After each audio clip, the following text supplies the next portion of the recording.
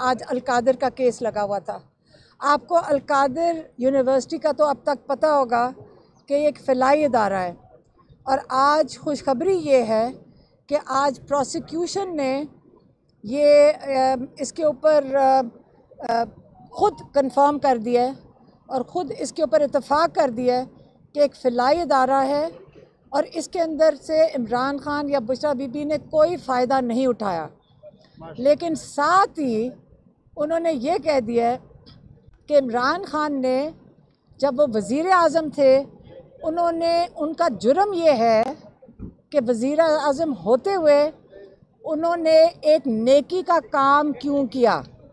ये आज प्रोसिक्यूशन ने इस चीज़ पे दावा किया है कि प्राइम मिनिस्टर होते हुए उनका काम नहीं बनता था कि एक फ़िलाई अदारा खोलें। ये आपको अल-कादिर का बता दिया मैंने। दूसरा, जो इमरान खान अभी जुडिशल रिमांड पे हैं, नैब का जो इन्वेस्टिगेशन चल रही थी वो थी तोशाखाना 2 पे, और आम तौर पे जो हमारे लॉयर्स बताते हैं होता ये है कि जब आप रिमांड पे होते हैं तो बेल हियरिंग शुरू में ही हो जाती है। अब 4 हियरिंग्स हो गई हैं। ये जो जज साहब हैं, इनका पूरा नाम क्या है? जज साहब का पूरा नाम क्या है? जावेद नहीं, जावेद है, नासिर जावेद, जावेद नासिर या नासिर जावेद। ये जो नासिर जावेद जज साहब हैं, इनके सामने 4 दफ़ा बेल हियरिंग की बात हुई है और ये सुनने को तैयार नहीं है।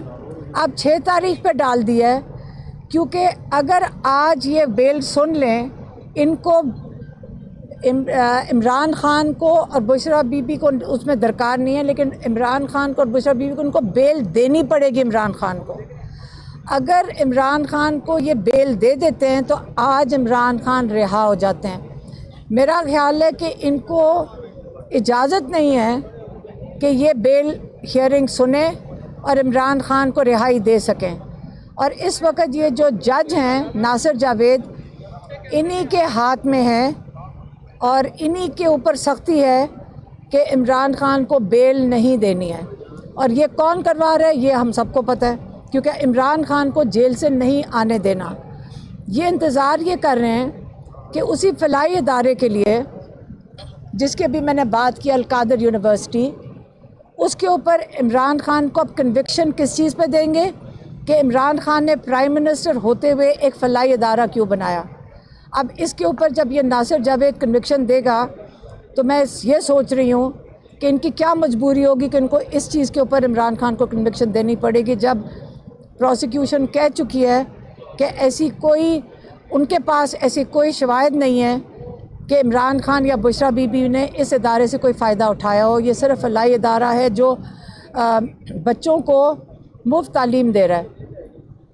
और आगे रह गया, इमरान खान ने मीडिया को क्या कहा है, वहाँ सिर्फ 3-4 लोग थे मीडिया के, और आपको पता है कि 2, अब मैं नाम लूँगी तो शायद आप दिखा ना सकें, लेकिन एक आता है सम्मा का और एक आता है एक्सप्रेस का, वो एजेंसियों के बंदे हैं, और एक आता है ABN का। ये सिर्फ 3 लोग हैं जो उनको वहाँ बैठाया जाता है, और एक शायद आज कह रहे थे शायद एक और शख्स थे, या 1 या 2 और थे। अब ये नहीं पता कि जो इन्फॉर्मेशन इमरान खान उनके साथ मीडिया टॉक करते हैं उनको इजाज़त है बाहर आके उसकी डिटेल्स देने की।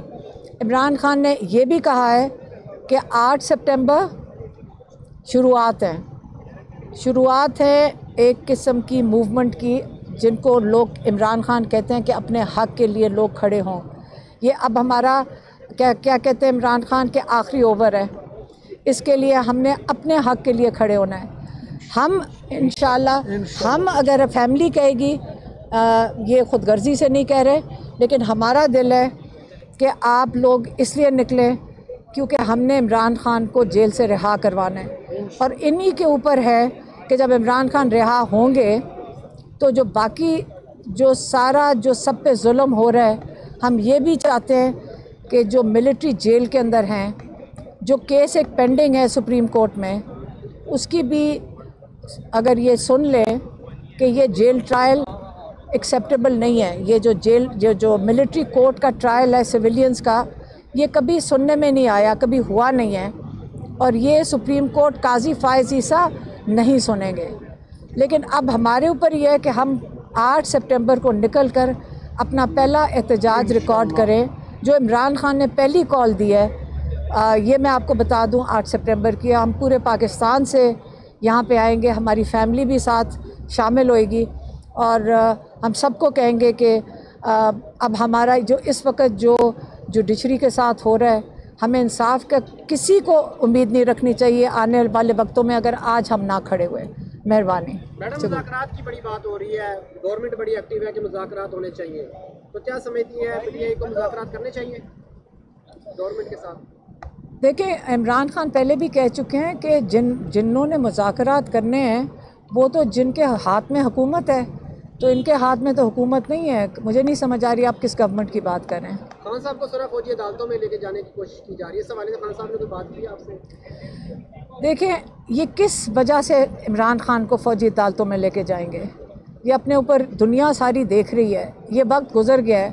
मेरे ख्याल में अब वक्त ऐसा आ गया है कि पाकिस्तान की इकॉनमी का इतना बुरा हाल हो गया। इमरान खान को अदालतों में, जो एक जेल में बंदा था, एक इमरान खान जेल में थे जब 9 में हुआ है, अब उनके ऊपर क्या उनके ऊपर जुर्म साबित करने की कोशिश करेंगे? तो ले आए फैज़ हमीद को, ले आए, ओपन ट्रायल कर लें। इमरान खान ने कहा उसकी ओपन ट्रायल करो और दिखा दो कि इमरान खान का उनसे क्या ताल्लुक़ था। वो जेल में बैठे हुए थे, वो इमरान खान के साथ क्या कर सकते थे? उन्होंने तो कह दिया कि खान साहब कौन होते हैं ये कहने वाले कि ओपन ट्रायल होना चाहिए। क्यों ओपन ट्रायल क्यों नहीं होना चाहिए? वो मिलिट्री से रिटायर्ड हैं, तो उससे क्या फ़र्क पड़ता है? पाकिस्तान के वो पाकिस्तानी है जैसे हम सारे पाकिस्तानी हैं। अगर ओपन ट्रायल करें उनका, हम भी देखना चाहते हैं, सब हम देखना चाहते हैं कि हमारे भाई को और कौन से इनके ऊपर केस इन्होंने बनाने हैं। हम इसके लिए खड़े हैं, दिखाएं हम सबको कि क्या ओपन ट्रायल किस तरह करेंगे उनका। क्या फ़ौजी मेरे हस्बैंड फ़ौज में थे, मेरी बहन के हस्बैंड फ़ौज में थे, क्या मतलब अगर रिटायर हो जाएं तो आज हमारे ऊपर सबके ऊपर केसेस बने हुए हैं, तो वो भी रिटायर्ड हैं, ओपन ट्रायल करें। मेहरबानी।